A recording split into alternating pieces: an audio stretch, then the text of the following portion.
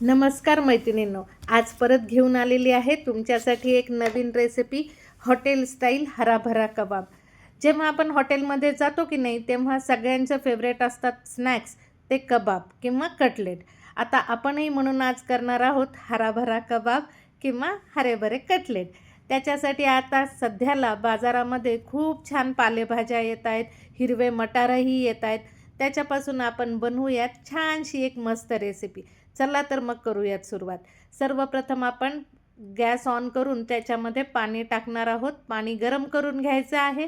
जसं पाणी गरम झालं की त्याच्यामध्ये एक जुडी पालकाची घालून घ्यायची, छान स्वच्छ निवडून घ्यायची आहे आणि पालक धुवूनही घ्यायचा आहे. तर तोच नंतर त्याच्यामध्ये गरम पाण्यामध्ये टाकायचा आहे. आता हे पालकाबरोबरच मी इथं एक मोठी वाटी वाटाणे टाकलेले आहेत. हे ताजे मटार आहेत. जेव्हा मटारचा सीझन नसतो ना, तेव्हा फ्रोझन मटार घालूनही तुम्ही सेम रेसिपी करू शकता. आता आपण सध्याला इथं ताजे मटार अवेलेबल होते, ताजे ताजे छान येत आहेत, मस्त आहेत मटार, त्याच्यामुळे ते मी इथं घातलेत. हे अशा पद्धतीने छान थोडंसं ह्याचा पालकाचा जो कडकपणा आहे तो सॉफ्ट होऊ दिला आहे आणि मटारही थोडेसे मऊ होऊ दिलेले आहेत. आता हे सगळं झालेलं आहे. आपण गॅस बंद करणार आहोत आणि ताबडतोब ह्याला आपण थंड पाण्यामध्ये काढून घेणार आहोत. थंड पाणी हे बर्फाचं किंवा मग गार फ्रीजमध्ये बॉटल भरून ठेवलेलं असतात त्याचं असावं, जेणेकरून त्याची जी कुकिंग प्रोसेस चालू आहे पालकाची आणि मटारची ती तिथे स्टॉप व्हावी आणि पालक हा छान हिरवागार राहावा, मटार हिरवे राहावेत, म्हणून आपण त्याला थंड पाण्यात घालणार आहोत. आता हे जसं थंड झालं की मग आपण त्याच्यातलं सगळं पाणी निथळून घेणार आहोत. पाण्याचा जितका कमीत कमी अंश राहील ना तेवढं चांगलं आहे, म्हणून असं हाताने दाबून प्रेस करून थोडंसं आपण त्याचं पाणी काढून घेणार आहोत. थोडं राहिलं तर हरकत नाही आहे, पण खूप पाणी राहू देऊ नका, कारण पुढे आपल्याला कटलेट बनवायला जर याच्यात पाणी राहिलं तर त्याच्याने त्रास होऊ शकतो. हे अशा पद्धतीने मी सगळं त्याचं पाणी काढून घेतलेलं आहे. मटार छान शिजलेले आहेत, पालकही हिरवा हिरवा मस्त दिसतोय. आणि इथे आणखीन एक सांगायचं राहिलं की याच्या आधी ना मटार आणि पालक ग्राइंड करायच्या आधी मी एक 2-3 हिरव्या मिरच्या, 4-5 लसणाच्या पाकळ्या आणि अद्रक, लसूण नसेल आवडत नसेल तर घातला नाही तरीही चालेल, पण मी इथे लसूण, हिरवी मिरची आणि 1 इंच अद्रकचा तुकडा घालून वाटण करून घेतलेलं होतं. आता हे जे वाटण आपण पालक आणि मटारचं केलं आहे ना, ते कसं ओबडधोबड केलं आहे बघा. असंच पाहिजे, अगदी खूप फाईन पेस्ट नको आहे आपल्याला. आता इथं ताजी ताजी मेथी होती 1 वाटी, ती मी बारीक चिरून घेतली आहे आणि ती पण ह्याच्यात घातलेली आहे. हिला मी कुठेही उकडवलेलं नाही किंवा शिजवलेलं नाही, ती कच्चीच आहे. ह्या भाज्या कच्च्या खूप छान लागतात, तुम्ही करून बघा. आणि त्याच्यानंतर 1 वाटी मी कांद्याची पात घातलेली आहे. तसंच छोटा पुदिना 1 वाटी छोटी जी असते ना, त्याच्यानी पुदिना बारीक चिरून घेतला आहे, तो पण घातलेला. पुदिन्याने चव खूप छान येते या कटलेटला, तुम्ही नक्की घालून बघाल. कोथिंबीर 1 छोटी वाटी मी बारीक चिरून घेतलेली होती, ती घातली आहे. नंतर हे आपलं हिरव्या मिरचीचं वाटण घातलेलं आहे. त्याच पद्धतीने पनीर घातलेलं आहे. पनीर घरचं आहे त्याच्यामुळे मनसोक्त घातलेलं आहे. एक 50 ते 100 ग्राम पनीर घातलेलं आहे. एक मोठा बटाटा होता तो घातला आहे. मोठा नसेल तर छोटे 2 बटाटे घाला, चालतील. आता त्याच्यानंतर आपण घालणार आहोत 1 चमचा आमचूर पावडर. आमचूर पावडरने कशी एक वेगळी टँगी चव येते ना, म्हणून मी ती घातलेलं आहे. चवीनुसार मीठ घालायचं आहे. 1 चमचा आपला धने जिरे पूड घातलेली आहे आणि तसंच अर्धा चमचा हळद घातली आहे. हळद घालायची नसेल, स्किप केली तरीही चालेल, पण हळद घाला, ती अँटिबायोटिक असती आणि छान वाटते हळद.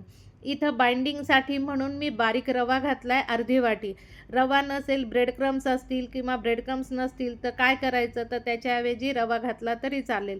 पण लक्षात ठेवा, रवा हा बारीक असावा, जाड नसावा. जाड असेल तर तो मिक्सरला बारीक करून घ्या आणि मग तो या सारणामध्ये घाला. आता हे सगळं सारण आपण छान एकजीव करून घ्यायचं आहे आणि मस्तपैकी त्याचे कटलेट करून घेणार आहोत. मी आता हाताने करते, चमच्याने करून बघितलं, पण ते म्हणतात ना, हाताच्या चवीसारखी चव कुठेच लागत नाही.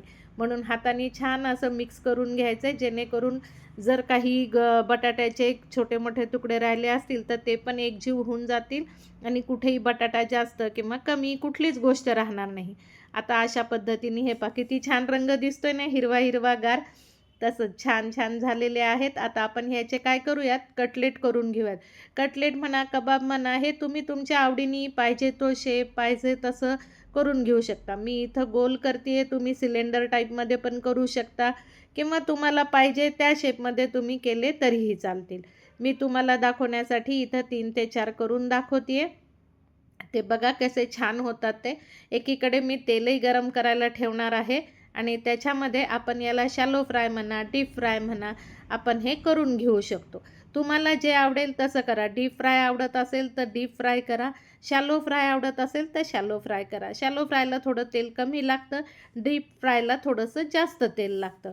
अशा निर्लेपचा तवा जर घेतला ना तर तेल थोडंसं कमी लागतं. आणि एका ह्याच्यामध्ये जवळपास 15 कटलेट माझे एवढ्या सारणामध्ये झाले होते. तर साईज मोठी लहान ही तुम्ही तुमच्या अंदाजाने करू शकता. माझ्या ह्याच्यामध्ये माझे 10 ते 15 जवळपास झालेले होते कटलेट. आता हे पहा इथं तेल गरम झालं आहे. आता या गरम तेलामध्ये आपण हे असे कटलेट सोडून घेणार आहोत. बटाटा आणि पनीर यांचं बाइंडिंग असल्यामुळे ना आतून ते छान मऊ होतात आणि वरतून जे आहे रव्यामुळे छान खुसखुशीत होतात. खूप छान पद्धतीने होतात, चव खूप छान लागते. तुम्हीला नक्कीच करून बघाल आणि मला कळवाल कमेंटद्वारे की तुम्हाला कसे वाटले. हे पहा अशा पद्धतीने तुम्ही याला शॅलो फ्राय किंवा डीप फ्राय करून घेऊ शकता. हां, इथे आणखीन एक सांगायचं राहिलं की मी ह्याला ना हॉटेलमध्ये कसे त्याला काजू लावलेले असतात ते लावायचे विसरले होते. दुसऱ्या राऊंडमध्ये मी काजू लावलेले आहेत, त्याचा फोटो टाकलेला आहे.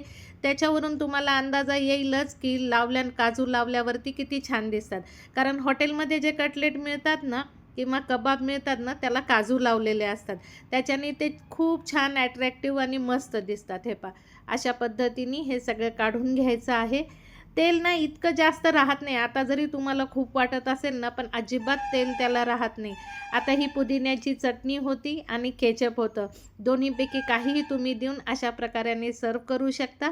खाऊन बघा, करून बघा आणि मला नक्की कळवाल तुम्हाला कटलेट कसे वाटले ते. लाईक करा, शेअर करा आणि कमेंट तर नक्कीच कराल.